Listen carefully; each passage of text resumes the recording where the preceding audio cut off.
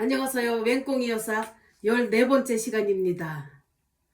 저는 요즘 매일 바쁘게 생활하고 있어요. 노후에 정부에서 하는 그 시니어 일자리 알아봐가지고 그 학교 학습 준비물 도우미 일로 그렇게 하고 있는데 그것도 그냥 신학기라 그런지 요즘 바쁘더라고요. 그런데다가 또 제가 취미생활로 연극을 하고 있어요. 어저께가 연극 연습하는 날인데 아주 그냥 대본이 얼마나 두꺼운지 새로 나왔는데 그거 그냥 리딩만 하는데도 1시간 반이 걸리더라고요. 그런데다가 새로운 또 배우님들 젊어서는 뭐 한가락 하신 배우님이겠지요. 이제 나이 드시고 하니까 이제 크게 무대 설 일이 그렇게 자주가 없으니까 우리들하고 이제 같이 하시겠다고 오셨는데 그분들은 뭐 선수지요. 평생 그걸 전공하고 그렇게 했으니까. 그래 우리들하고 이제 같이 그렇게 재밌게 하고 다 또 끝나고 또 총무님이 또 회식을 쏜다고 해가지고 회식도 그냥 맛있게들 먹고 10명이서 맛있게 먹고 많은 또 대화도 하고 그런데 저기 회장님이 83세신데 노래방을 가자고 하는 거예요. 어저께 갑자기 되게 추웠는데 저는 피곤하기도 하고 해서 그냥 집에 와서 이거 맹꽁이어서 이 영상 찍고 그냥 쉬고 싶은데 회장님이 안 된다고 노래방 가야 단합이 더 잘 되고 한다고 가자고 해가지고 노래방 가서 일단 가서 또 저기 뭐야 자리 깔아놓으면 다들 잘 놀지요. 그래서 아주 이제 잘 놀고 잘 먹고 해서 어저께 너무 즐거운 하루를 보냈어요. 저는 젊어서는 이 놀러 다닌다는 건 진짜 사치라고 생각했어요. 취미생활 한다는 것도 그런 건 생각해보지도 않고 그냥 오로지 주어진 일만 애들 키우고 시부모 섬기고 남편 뒷바라지하고 그렇게 책임이 막중하게 살다가 모든 게 다 끝나고 이제 이렇게 혼자 있으니까 내가 하고 싶은 것만 하면 그냥 되잖아요. 그 몸 건강하고 내가 하고 싶은 취미생활 하고 하니까 노후가 훨씬 만족한 삶이 되더라고요. 그래서 저는 날마다 행복한 여사입니다. 14번째 이야기를 또 공개합니다. 2004년도예요. 2004년 8월달입니다. 민기가 군대 가는 날 윤기 엄마는 아들을 논산 훈련소까지 데려다주고 왔다고 한다. 아빠가 없어서 눈물을 흘린 모양이다. 엄마의 마음이란 늘 자식에게는 짠하고 안쓰럽기만 하다. 순간 내 아들들은 군대 보낼 때 어떻게 보냈을까? 우리 큰아들은 내가 남편과 어려움을 겪고 있을 때 정말 내 마음이 힘들 때 여러 가지로 괴로움과 가장으로서의 책임감 제가 가장 역할을 하다시피 했어요. 남편이 그렇게 가정에 충실하지를 못해가지고 그 건재상을 했었는데 건재상을 제가 맡아서 하다시피 한 거예요. 남편은 그렇게 바깥에 돌아다니고 놀러 다니고 그런 걸 그렇게 좋아했어요. 그러니까 저는 살아야 되기 때문에 그냥 일을 악물고 그 사업에 뛰어들어서 이렇게 일을 했습니다. 학교에 보내는 것처럼 집에서 배웅을 했다. 큰아들 군대 갈 때 학교 가는 것처럼 집에서 그냥 잘 갔다 와 그냥 이렇게 했어요. 글쎄 다른 애들은 이렇게 논산 훈련소까지 간다는데 사업장을 빌 수가 없기 때문에 환경이 그렇게 돼가지고 그렇게 했습니다. 평소와 똑같이 나는 도시락 가방을 들고 가게로 향했다. 사람은 강해야 산다고 생각을 한다. 군대는 엄마가 대신 가줄 수 있는 것도 아니고 대신 아들이 또 가장이 될 수 있는 것도 아니고 사람은 각자가 맡은 바 직분이 있다고 생각한다. 아들은 군대 가고 엄마는 생활 전선으로 향할 수밖에 없는 환경이었다. 이것이 인생인가 보다. 우리 작은 아들은 어떻게 군대를 보냈을까? 작은 아들은 형하고 엄마하고 승용차로 동서울 터미널까지 거기까지만 배웅을 했다. 어디서 보냈던 엄마의 마음은 늘 편치가 않았다. 여기서도 속으로는 울고 있지만 엄마는 또 생활 전선으로 돌아와야 했기 때문에 세월이 흘러도 우리 환경은 변하지가 않았었다. 그러던 우리 아들, 큰아들은 취직도 하고 직장에서 일을 하고 작은 아들은 2005년 3월이면 제대를 하게 된다. 착한 내 새끼들 잘 자라줘서 너무너무 고맙다. 이날은 여기까지입니다. 이렇게 두 아들을 군대 보낼 때도 평소와 똑같이 그렇게 보냈습니다.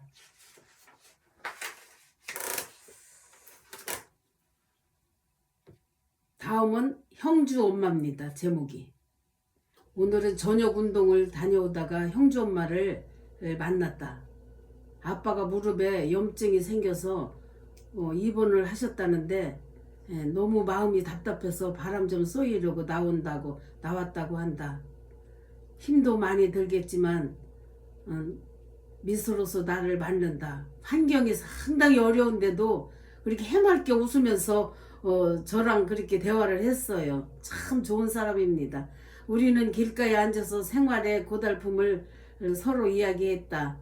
형주 엄마는 50이 되도록 살림만 했던 사람인데 남편의 교통사고 후 간병인과 가장으로서 살아야 된다. 그의 마음고생이 얼마나 많을까. 내 마음이 아프다. 나는 형주 엄마 손을 잡고 위로를 해주며 힘들겠지만 우리 열심히 살아보자고 했다. 모든 것을 포기하고 삶을 긍정적으로 받아들이니 고맙다고 말했다. 교회에 나가자고 말했다. 힘들어도 믿음을 가지고 살면 한결 의지가 될 텐데 생각했다. 산다는 게 뭔지. 모든 것은 변한다. 환경도 변하고 생각도 변하고 이렇게 살다가 우리는 죽음으로 돌아간다.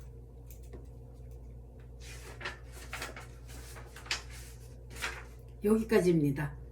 형주 엄마 이야기는. 형주 엄마는 참 편안하게 살던 사람이었어요. 남편이 사업해서 생활비 주면 집에서 그냥 이렇게 살림만 알뜰하게 하던 주부였었는데 어느 날 갑자기 남편이 교통사고를 내면서 다른 사람도 2명인가 사망하고 자기도 그렇게 많이 다쳐가지고 발을 한쪽을 쓰지를 못하게 됐어요. 그 과정에서 병원 생활을 한 몇 년을 했어요. 병원 생활을. 그렇으니 얼마나 생활이 어렵겠어요. 글쎄. 그런 친구입니다. 지금까지 가깝게 지내고 있습니다. 다음 제목은 9곡에 넘기기. 난 올해가 49이다. 19곡에 넘길 때도 건강 문제로 많이 힘들었었는데 그때는 소화기 계통이 안 좋아서 고생을 했던 걸로 생각이 든다. 49.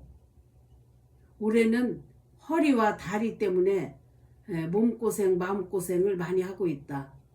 경비도 800만 원 정도 들은 것 같다.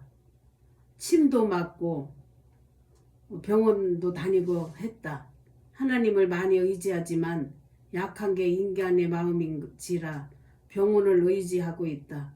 어저께 일요일은 우리 교회 정 목사님께서 기도를 받고 또한 주변 큰 교회 목사님의 기도도 받았다. 마음이 편해졌다. 오늘은 참으로 이상한 일도 있었다. 상혁이 엄마에게 7월 20일 돈 9만 원을 입금을 했는데 돈이 안 왔다고 한다. 은행에 가서 알아보니 내 손으로 다른 사람 통장으로 입금을 했다고 한다. 아이고 세상에. 살다 별일을 다 본다. 어떻게 그런 실수를 했는지 도무지 이해가 가지 않는다. 손발이 떨려오고 내 실수를 이해할 수가 없었다. 어쨌든 반환 서류를 첨부하긴 했는데 한 달도 전 일이고 한 달 뒤에 그걸 알았어요. 글쎄. 그 사람이 순순히 응해줄지 알 수가 없는 일이다. 어찌 세상에 이런 일이 있을 수가 있는가. 자꾸 마음이 약해지곤 한다. 창피해서 누구에게 말도 할 수가 없다. 49. 넘기기가 정말 힘든다. 2004년아 어서 어서 가거라. 새해를 기다려본다. 제 손으로 이렇게 계좌이체를 했는데 다른 사람 통장으로 한 거예요. 그런데 그 사람이 주지 않으면 받을 수가 없다고 하더라고요. 그리고 언제 줄지도 모르고 그 통장 역시도 그 사람한테 보냈는데 그 사람은 그 통장을 잘 사용하지 않는 통장이라고 하더라고요. 몇 개월 있다 받은 걸로 기억하고 있습니다. 다음은 병문안입니다. 제목이. 오늘은 허리 물리치료를 하고 아산병원에 병문안을 갔다. 김태성 씨가 직장암 수술을 4년 전에 했는데 김태성 씨는 친구 남편입니다. 그동안 의사와 꾸준히 상담도 하고 의사의 말을 들었어야 했는데 본인 판단으로 항암 치료도 거절하고 중국의 한방 전문 의사들을 찾아가 말만 듣고 그동안 한약만 먹고 각종 민간요법만 쓴 모양이다. 엄마 얼마 전부터 통증이 심해지고 또한 아래로 자꾸 싸서 응급실을 통하여 검사를 해보니 장이 상해서 또 간장에 장기에 암이 많이 전이가 됐다고 한다. 결혼생활 20년 이상을 했다. 김태성 씨도 그렇게 부인 속을 많이도 썩히더니 민지사와 나랑 처지가 비슷하여 가까이 지냈었고 이제는 생명이 얼마 남지 않은 모양이다. 가정에서 제대로 사랑하고 편안함을 서로가 느끼지 못하고 부부가 관계가 상당히 안 좋았어요. 이 집도. 남편은 고학력자에다가 인물도 뭐 영화 배우처럼 잘났는데 그렇게 이분도 밖으로만 도는 거예요. 글쎄 옛날에는 왜 이렇게 이런 남편들이 많았는지 참 연구 대상입니다. 서로 미워하고 증오하고 서로 관심 없이 살아가고 있었다. 정이 없기 때문에 지금도 살았다는 것이 싫다고 한다. 지금까지 사는 것이 싫다는 거예요. 얼마나 중요한 게 사랑이고 정인데 하나님 말씀에 모든 것은 때가 있다고 했다. 젊었을 때 가정을 또 아내를 사랑했어야 했는데 하나님 말씀에 사람은 심은 대로 거둔다고 하셨다. 김태성 씨는 지금 무엇을 거두는 것일까?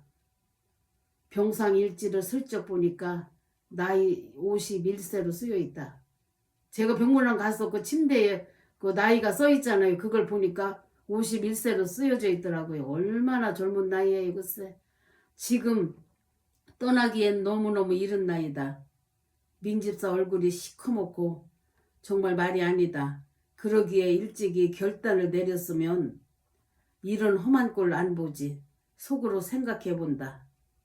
난 또 기도해 본다. 하나님 뜻대로 하소서 하고. 일찍 이혼을 했으면 제 생각은 그래요. 남편은 인물만 잘나고 직장만 있었지. 그렇게 돈을 벌어서 그 사람도 자기 혼자 쓰고 자기 그렇게 어머니라든가 그 결혼 안 한 여동생 생활비를 그렇게 다 주는 거예요. 집은 안 주고 집에 생활비는 안 주고. 그래서 여자는 얼마나 생활력이 강한지 처녀 때 아파트를 사놓고 결혼을 한 거예요. 글쎄. 그래서 그 여자가 사는 집에 들어와서 사는 거예요. 그런데 결혼을 잘했는데 남편이 행동이 너무 가정을 그렇게 등한시하고 해서 자기 몸을 돌보지 않고 해서 이렇게 병을 얻어서 세상을 일찍 떠났습니다. 이것도 여기까지입니다. 김치 담그기입니다. 제목이. 오늘은 토요일이다. 아들이랑 아침을 먹는데 밥을 먹다 아들이 엄마 배추김치 좀 사오세요 한다. 난 괜히 미안한 생각이 들었다. 아침에 농협에 가서 싱싱한 배추를 사다가 살짝 절여놓고 가게로 나갔다. 저녁 8시에 집에 와서 배추를 보니 세상에 너무 살짝 절였는지 배추가 밭으로 가려고 한다. 몸은 피곤하기는 하고 그냥 배추를 씻어서 소쿠리에 건져놓고 붉은 고추를 믹서에 갈고 싱싱한 쪽파를 까고 김치를 담았다. 세상에. 작년에 하선정 젓갈을 사놓은 게 있었는데 지집사님에게 젓갈을 사왔다. 하성정 젓갈을 사다 놓은 게 있었는데 상했더라고요. 글쎄 김치를 담으려고 보니까. 김치를 제가 원래 안 담고 산 사람이라요. 그래서 상해가지고 버렸어요. 그래가지고 갑자기 교회 집사님에게 젓갈을 사왔어요. 이분은 안면도 사셨는데 직접 젓갈을 담궈요. 글쎄 까나리 액젓을 아주 맛있게 담그시더라고요. 집사님 젓갈에서는 단내가 났는데 하선정 그 젓갈에서는 아주 썩은 내가 났었다. 그동안 젓갈 때문에 김치가 맛이 없었나 보다. 상한 줄도 모르고 가끔 겉절이처럼 해 먹었는가 봐 이것세. 옛날에는 김치를 아주 맛있게 담갔었는데 요즘은 영 그 맛이 안 난다. 내가 허리가 아프고 바쁘게 살다 보니 김치를 사다가 먹었는데 김치값이 정말 비싸다. 5,000원어치 사면 한 끼 먹으면 없다.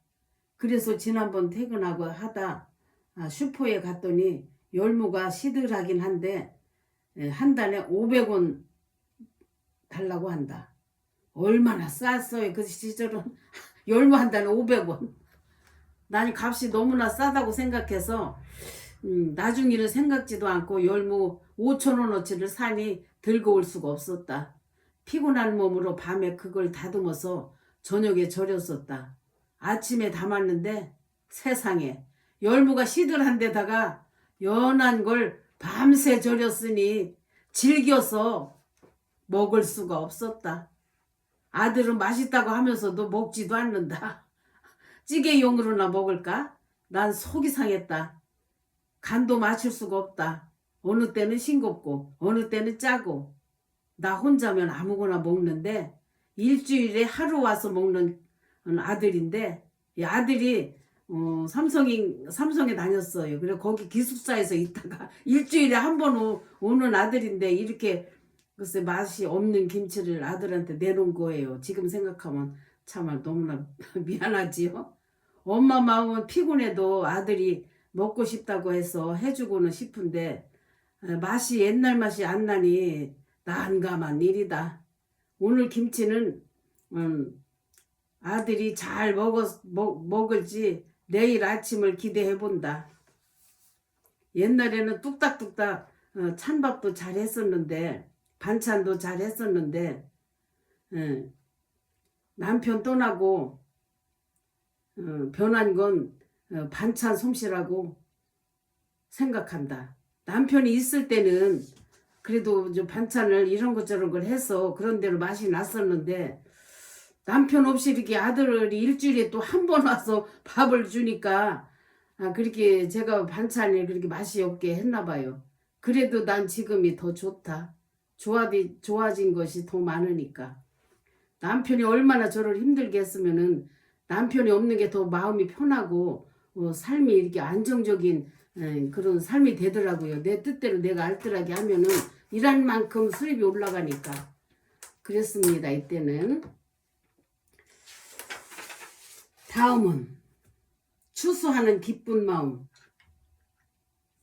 추석을 며칠 앞두고 요즘 바쁜 편이다. 오후에 아들에게 전화가 왔다. 엄마, 월급과 보너스가 나왔어요. 엄마 통장으로 100만 원을 넣었으니까 50만 원은 학자금 대출을 갚고 50만 원은 집세와 지난 여름에 병원비 쓰신 거 해결하시고 추석에 동생 면회 갈 때 쓰세요 한다. 전화를 끊고 생각하니 정말 너무나 기분도 좋다. 마음도 기쁘고 정말 마음이 뿌듯하다. 부자가 된 것 같으다. 갑자기 시어머니 생각이 난다. 자식이 돈을 주면 이렇게도 기쁜 일이 있는데 기쁜데 좋은 것을 우리 시어머님은 한 번도 그런 맛을 모르고 사셨다. 우리 어머니 저는 이렇게 이런 좋은 일이 생기면 시어머니 생각이 나요. 애들 아빠가 자기 부모님에게 용돈도 드리고 이렇게 마음을 기쁘게 효도를 좀 했으면 좋겠는데 그냥 그 철이 없어서 그러는지 부모는 늘 부모를 그렇게 신경 쓰게 했어요. 그러니 우리 아들이 저한테 100만 원 줬을 때 내가 100만 원 줬을 때 이렇게 마음이 기쁜데 우리 어머니는 아들한테 그런 효도를 받지 못하고 살다 떠나신 게 얼마나 마음이 아픈지요. 40이 넘도록 단 한 번도 부모님 마음을 편하게 해드린 적이 없었다. 가슴 아픈 추억이다. 정말 모든 것은 주님의 은혜요 축복이다. 처음 익은 열매라고 할까? 작은 거지만 어떤 것과도 바꾸고 싶지가 않다. 자식을 믿고 기도하고 열심히 뒷바라지를 했었다. 부족하지만 주어진 환경에서 최선을 다해서 길렀다.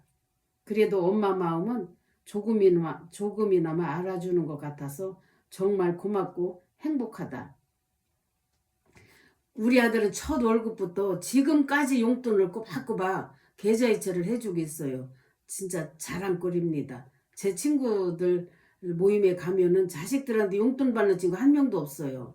친구들은 제가 의붓엄마 같다고 말을 해요. 너는 네가 벌면서 왜 자식한테 용돈을 받고 사냐고 하는데 저는 그게 아닙니다. 내가 버는 건 내가 버는 거고 자식의 도리를 하고 부모의 도리를 하고 각자 서로 도리를 하는 것이 그게 가족이 아닌가 저는 그렇게 생각해서 꼬박꼬박 그렇게 받고 있습니다. 아들도 불평 불만 없이 꾸준하게 계좌이체를 그렇게 해주고 있어요. 참 고마운 아들이죠. 여긴 제목이 불경기입니다. 요즘 정말 불경기는 불경기인 모양이다. 사람들이 신경이 날카롭고 웃는 얼굴이 없다. 대통령 잘못인지 세상이 이 말세인지 나는 모르겠다. 오후에 주덕이 엄마가 와서는 한숨을 쉰다. 식당이고 어디고 일자리를 구하려니 나이가 많아서 안 된다는 것이란다. 죽고만 싶다고 한숨이다. 난 마음이 아프다. 그래도 난 행복한 편에 속한 모양이다. 등을 토닥이며 위로를 해주었다. 그런 소리 하지 마. 자식 믿고 살아. 더 어려운 사람들도 많아. 참고 살면 꼭 좋은 날이 올 거야. 경제적 보다도 집 나가서 소식 없는 남편 때문에 더 괴롭지 했다. 죽거나 헤어지고 없으면 괜찮지만 어디 가서 사는지 소식도 없이 안 오니 얼마나 속이 탈까. 옛날 날 보는 것 같아서 마음이 아프다. 주덕이 엄마 위로에 말을 해주니까 눈물을 흘린다. 주덕이 엄마가 가고 조금 있으니 또 언니가 놀러 왔다. 얼굴이 또 말이 아니다. 집에 새 사는 사람이 부도 위기에 있어서 집세를 못 주겠다고 연락이 왔다는 것이다.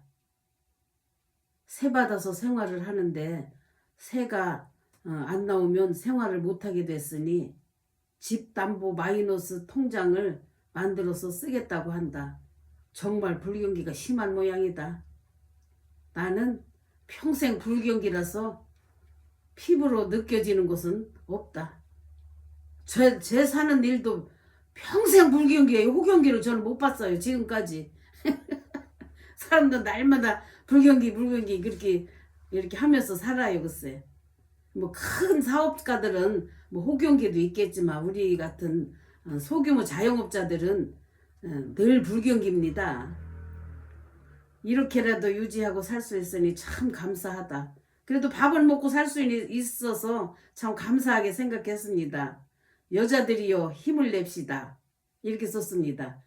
내가 아는 그 언니는 부자예요. 참 부자와 가는뱅이가 어떻게 사느냐에 따라서 삶의 질이 완전히 틀린 거예요. 이 언니는 건물도 몇 개 있고 시골에 전원주택도 있고 한데 보증금을 조금 받고 월세를 많이 받는 거예요. 글쎄. 그래서 월세 내는 사람이 사업장이 안 되니까 월세를 못 내겠다고 하니까 그냥 한숨을 땅이 꺼지게 쉬는 거예요. 월세 안 나와서 못 살겠다고. 그러면서도 늘 불만이에요. 살면서 나 웃는 얼굴 나는 못 봤어요. 인생에 만족하다는 거 못 봤어요. 그 언니에 비하면 저는 완전히 그냥 밑바닥 인생인데도 나 먹을 거 있으면 저는 행복하고 감사하더라고요. 내 주어진 환경에 만족해야지 남의 거 부러워하면 무슨 소용이 있겠어요. 주덕이 엄마라는 사람도 그렇게 남편이 그렇게 불성실해가지고 집에서 알뜰하게 살림만 하던 사람이 생활 전선으로 뛰어드는 거예요. 저는 이상하게 내 처지가 그래서 그런지 그런 친구들을 늘 가까이 하고 살았어요. 잘 먹고 잘 사는 사람들은 그렇게 가까이 해지지가 않더라고요. 그게 오늘날까지입니다. 오늘은 맹꽁이 여사 일기장 공개 여기까지입니다. 감사합니다.